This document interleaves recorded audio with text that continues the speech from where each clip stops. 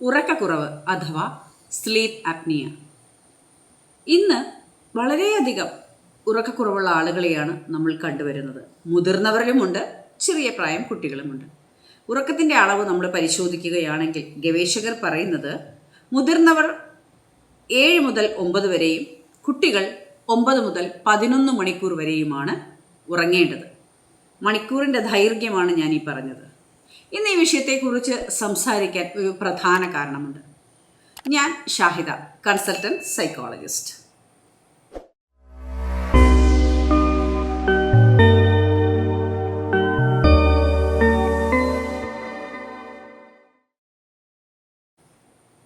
എൻ്റെ സുഹൃത്തായ ഒരു അധ്യാപകനോട് കഴിഞ്ഞ ദിവസം ഞാൻ സംസാരിക്കുകയുണ്ടായി, കുട്ടികളുടെ പഠനത്തെക്കുറിച്ചും അവരുടെ ആക്ടിവിറ്റീസിനെ കുറിച്ചുമൊക്കെ.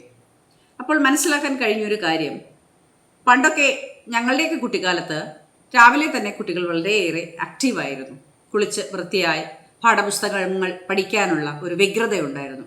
പക്ഷേ ഇന്ന് കാണുന്ന സമൂഹത്തിലെ കുട്ടികൾക്ക് രാവിലെ തന്നെ ഉറക്കം തൂങ്ങുന്ന ഒരവസ്ഥ കണ്ടുവരുന്നുണ്ട്. ഒരു ഉത്തരവാദിത്ത ബോധമോ കഴിഞ്ഞ ദിവസം പഠിച്ച കാര്യങ്ങളുടെ ബാക്കിയോ ചോദിച്ചാൽ മറന്നു പോകുന്ന ഒരു പ്രവണതയോ, ബോധപൂർവമോ അബോധപൂർവമോ അറിയില്ല, ഇത്തരമൊരു മാനസികാവസ്ഥ കുട്ടികളിൽ കണ്ടുവരുന്നുണ്ട്. എന്തുകൊണ്ടാണ് ഇങ്ങനെ? ഇവർക്കൊരു ഉത്തരവാദിത്തമില്ലേ? ഇവരുടെ ജീവിതത്തെക്കുറിച്ചുള്ള ഉത്തരവാദിത്ത ബോധം നഷ്ടമായോ? ഇത് കേൾക്കുമ്പോൾ നിങ്ങൾക്ക് തോന്നാം ഈ തലമുറയെ കുറ്റപ്പെടുത്തുകയാണ് എന്ന്. ഒരിക്കലുമല്ല.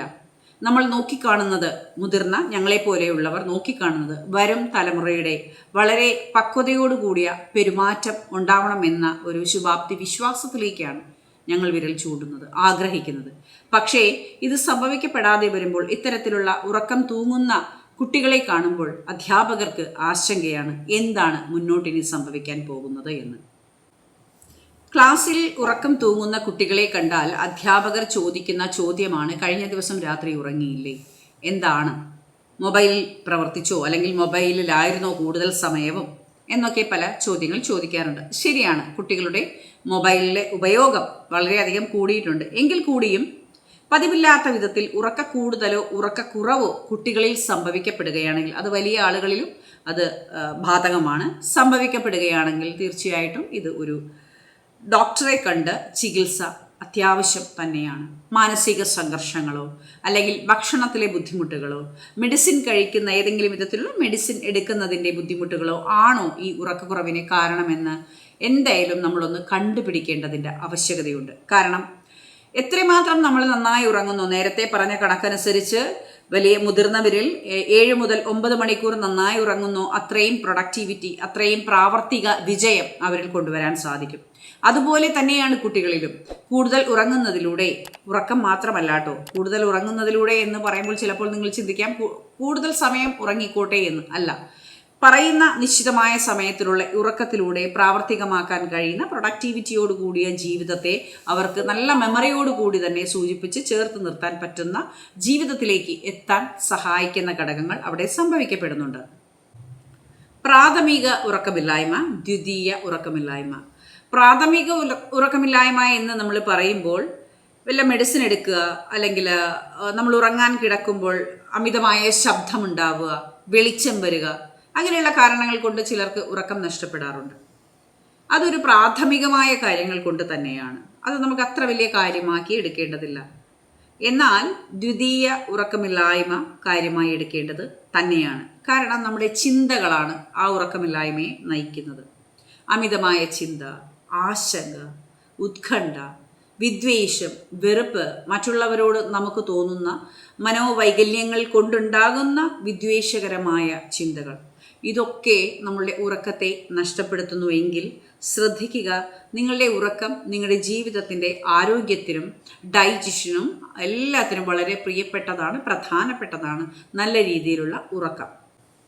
കുട്ടികളിലും മുതിർന്നവരിലും ഉറക്ക പ്രശ്നം തുടർച്ചയായി പിന്തുടരുന്നുണ്ടെങ്കിൽ, നേരത്തെ നമ്മൾ പറഞ്ഞു വെച്ച പ്രഗ്നൻസിയോ അല്ലെങ്കിൽ മറ്റു പലതരത്തിലുള്ള മരുന്നുകളുടെ ഉപയോഗമോ അല്ലാത്ത പക്ഷം വീണ്ടും ഉറക്കക്കുറവ് സംഭവിക്കുകയാണെങ്കിൽ ഇവരിൽ ഹൃദ്രോഗം, ഷുഗർ, വിഷാദം തുടങ്ങിയ അവസ്ഥകൾ സംഭവിക്കപ്പെടാം. അമിതമായ ഉത്കണ്ഠ. എന്തുകൊണ്ട് ഇങ്ങനെ സംഭവിക്കുന്നു എന്നുള്ളത് റാൻഡംലി നമ്മൾ മനസ്സിലാക്കേണ്ട ഒരു കാര്യമാണ്. ഉറക്കത്തിൻ്റെ ഒരു സിസ്റ്റമുണ്ട്. നമ്മുടെ എല്ലാവരുടെയും ബ്രെയിനിൽ ഉറക്കത്തിൻ്റെതായ ഒരു സിസ്റ്റമുണ്ട്.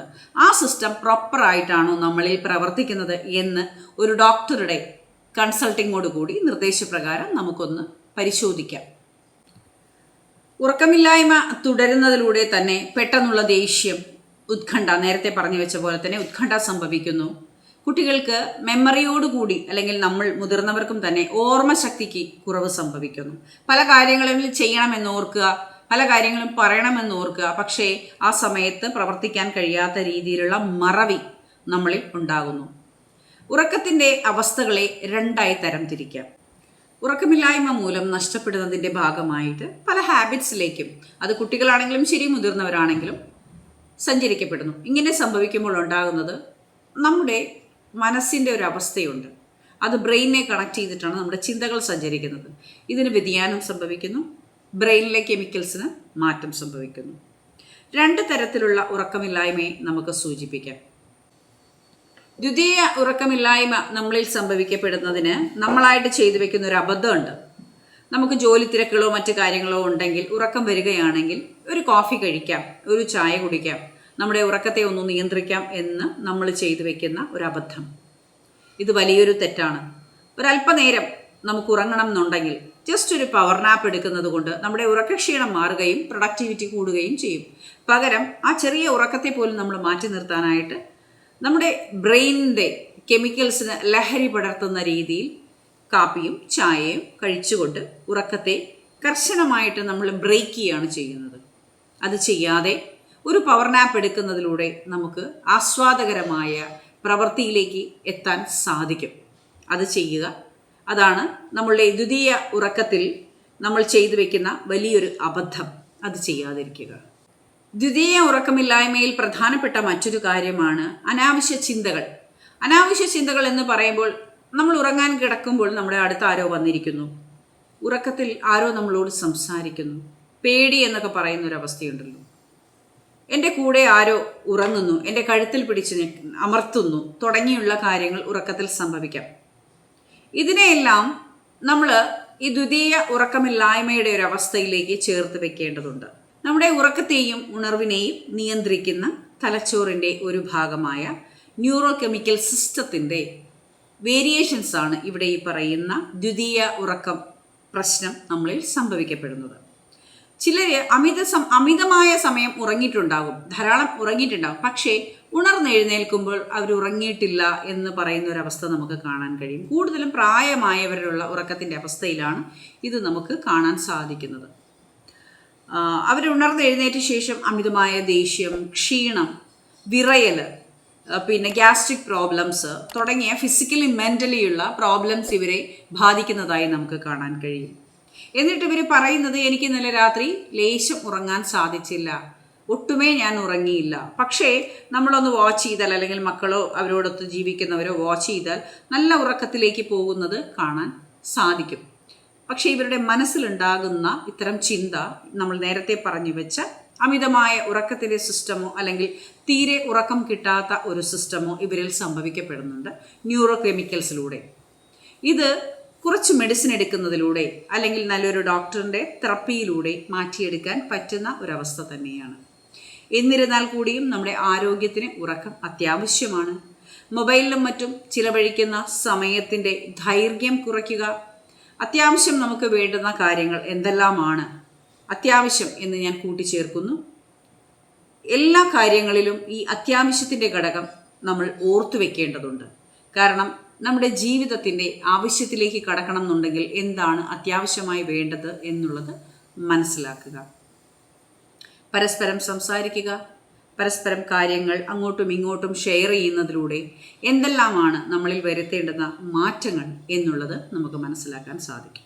തുടക്കത്തിൽ പറഞ്ഞു വെച്ചതുപോലെ തന്നെ ഓരോ കുട്ടികളിലും ഉണ്ടാകുന്ന ഈ അലോസരപ്പെടുത്തുന്ന ഉറക്കക്ഷീണം കണ്ടുപിടിക്കാം. മാതാപിതാക്കൾ എന്ന നിലയിൽ, സഹപാഠികൾ എന്ന നിലയിൽ, അല്ലെങ്കിൽ ഒരു അധ്യാപകരെന്ന നിലയിൽ കുട്ടികളിലെ ഈ ക്ഷീണത്തിൻ്റെ അവസ്ഥയെ മാറ്റിയെടുക്കാനായിട്ട് മാക്സിമം ശ്രമിക്കുക. അവരോട് തുറന്ന് സംസാരിക്കുക. എന്തെല്ലാമാണ് ഇത്തരത്തിലുള്ള ഉറക്കക്കുറവ് കൊണ്ട് അവർ നേരിടേണ്ടി വരുന്ന പ്രശ്നങ്ങൾ ഇൻ ഫ്യൂച്ചർ എന്നുള്ളത് ബോധ്യപ്പെടുത്തി കൊടുക്കുക. മറ്റൊരു സബ്ജക്റ്റുമായി വരുന്നത് വരെ താങ്ക് യു സോ മച്ച്.